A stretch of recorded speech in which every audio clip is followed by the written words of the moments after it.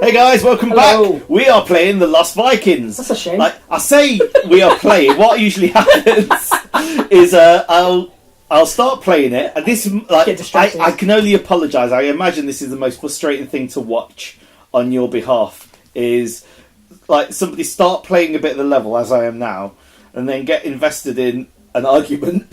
So I kind of stop playing it for a bit. Beefy argument. I think what it is I'm just not very good at this game, mate. You chose it. All right, so Yeah. we work the Edinburgh Festival. Edinburgh Fringe Festival. There are a few. Yeah, we work the Edinburgh It's the only Fringe one that matters. Festival. I don't think you're going to kill him. Of course I Oh, am. there we go. Oh, Nice. yeah, talking out your tits now. Right, Brr, brr. okay, so I was doing a weird tic-tac gesture. the last Edinburgh we worked, which was the 2017, was probably the smoothest one we'd done in a good while. Yeah. And it was, I'd say, a pretty tight ship for the entire run. Yeah. Everything Except ran pretty well. One day. One day, right. What? So it was awards day. That's important. At the end of the Edinburgh Fringe every year, there's a big awards ceremony for like best comedy show. Because we work for a comedy venue, we get invited to this show, and it's normally very early in the morning so that the press that are there can like get the stories out. Of So the it used to be really late. That is a point to say. It used to be like really late after all the shows had finished. Oh, yeah. And it used to be a massive jolly, free bar. Everyone would finish at the end of the day. Go there, get pissed. If you didn't want to get pissed, you didn't have to. I'm just saying that everyone did. Yeah. So if you didn't, what? Ollie, you're Oh my god! Yeah, we'll get that's a to different story. Right. So we Went to the awards do. 10 in the morning. Yeah, 10 in the morning. It's got an open bar. And not only that, it's literally across the road from the flat that we were staying in. So we're already at an advantage. We can literally roll out of bed, stumble down the stairs, go across the road, and then go and get a mimosa. First thing you put in your mouth that day is some champagne and orange juice. They also have like a dessert bar. They had like mini brownies and stuff. And they'd like bring on. Also, they used to have like that miniature dinners. Yeah, miniature fish and chips. So yeah, there's miniature. Joe had fish 20 of them. No, I did not. What did I? Oh no, it's They little. probably did have 20 of them. I actually probably had 20 of them. They had like sliders. No, they had. What did they have? They had little. Was it little burgers? They had little burgers. They what you call sliders? That's a Isn't it? slider, yeah. Oh, sorry.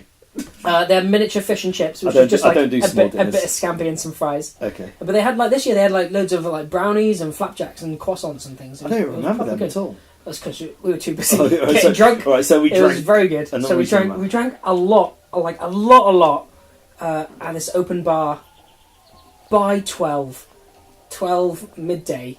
And then what we do is, like one year we went back to the office, and in this office me and Joe had twin George Foreman grills. Wait, no. That's a different. That's a whole different thing. 2017, we got unreasonably drunk. We then went back to the office.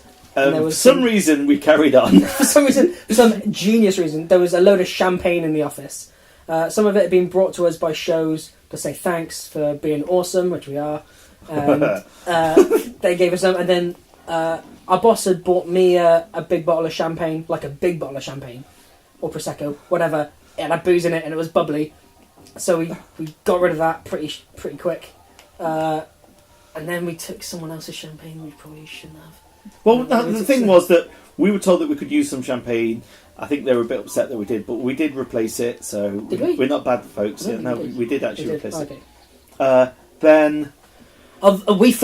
me and Joe forgot that we had a meeting to go to, a very important business meeting.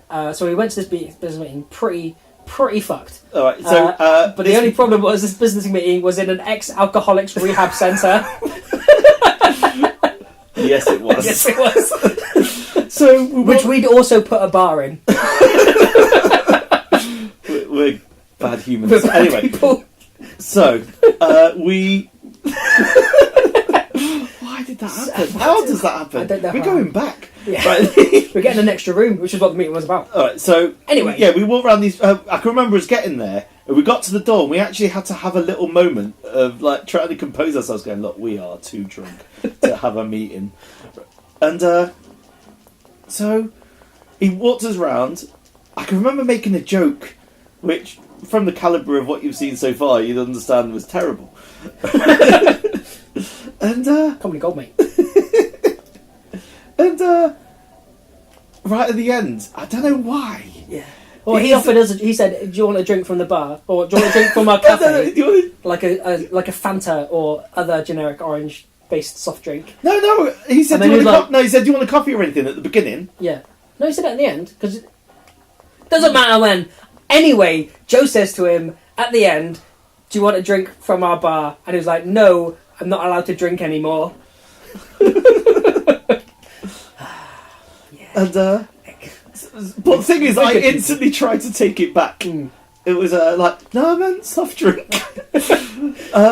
Anyway, as that continued, we went back to work. Oh, well, I say we went back to the where office. the office was. And we had what were called posh wanks, which is what happened is one year we were given some prosecco and some monkey shoulder. So me and a member of staff, or a member of staff and I, decided to just make a cocktail out of it, which were prosecco and posh whiskey, posh wank. Yeah. Right. So we started drinking posh wanks, which you didn't have. I didn't have any because I can't stomach spirits. I was hammered. Yeah. I was hammered, and it takes a fair amount because of the double dinners. because of the double dinners, because of the mixed grills. Oh, I love a mixed grill, right? Because of the mixed grills. Yeah. So, right, and then pretty much all passed out on the sofa. And Joe decides, I don't know why, but he just decided to pull my trousers down. Like, I had my shoes Not off. even down, off. He pulled my trousers off. Just like, I was lying down, he pulled them off. And then I was like, alright, that happened. And then he says, Martin, make a Superman pose. So I lifted my arms up, and he just whips off the top as well. And then for some reason, there's like a piece of orange cloth that's there. Yeah. He just wraps me in that and carries me outside. Yeah, I did orange toga. So, orange toga. So he just wrapped me outside. I think I've got photos of this. We'll put the photos up. Oh, well, here's a photo. Here's a photo of it. There we go. You have to understand that I was very drunk. Yeah, and so was I. So but I know that doesn't make it all right to just randomly run up and strip someone. However, I feel I'm making this clear. I feel as though me and Martin's friendship has gone far enough to know that it's okay for us to now and again rip each other's clothes off. Oh, there's so many inappropriate times. Okay, we have to tell people about the first time that Alice properly matters, but that's for another story. We can't. We'll get arrested. Right. Again. So Joe carries me outside, and it's not just like outside, it's outside of the venue. Come on! This is unreasonable! It's outside of the venue. There's like 400 people queuing up to see our shows, and I'm strolling around in a see-through toga.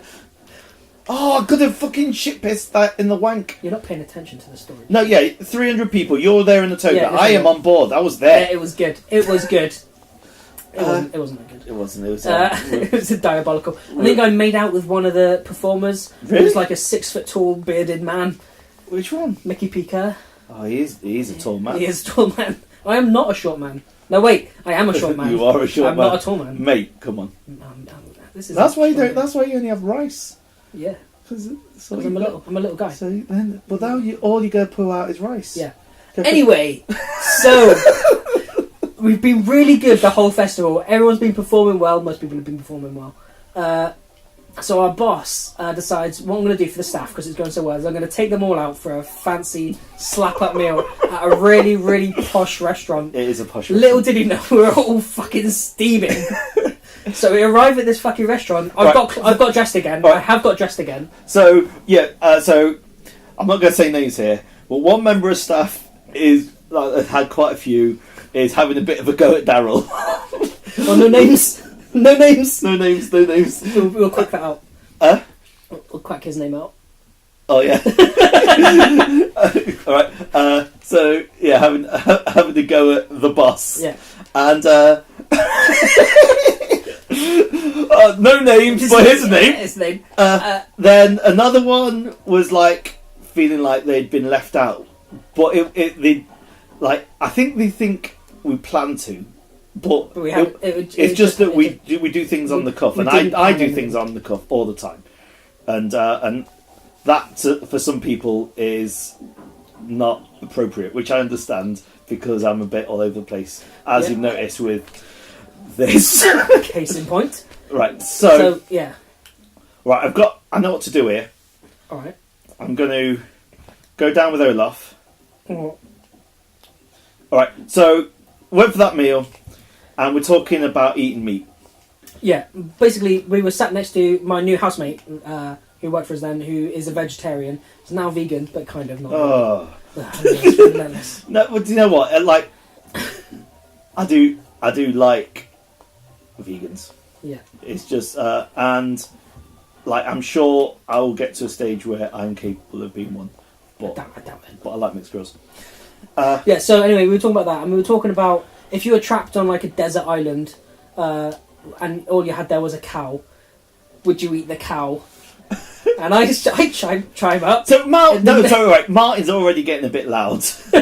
He's getting into the spirit of things, as it's usually said for people in Plymouth. Level of my voice. So I was just having a kind of private conversation, and then this was happening in the background. So what if you're on an island with a cow? You wouldn't kill the cow to eat it.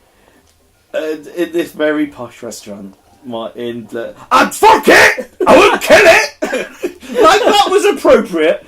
I turned to Martin and I went, Martin, you're shouting. And you went, hush your mouth. And then carried on talking about how you'd have sex with a cow. Wouldn't kill it. Fuck it. Yeah. It took me an hour to eat a steak in that restaurant because I was so drunk I couldn't eat it. Couldn't do it. It's only just clocked that I can just hold the arrow ready and then throw it when it matters. Great. Well, that's the end of this episode. I'll pause it. We're going to eat some food, I guess. Is this? Yeah. Oh, mate. So, we're going to leave this one for a bit. To be honest, I doubt we're going to come back to this game. No. I'm not enjoying it. I think this is episode 7. It must be episode 7. If it's not, I don't give a fuck. We're going to take a day off. See you later. Back next week. Bye-bye! Bye!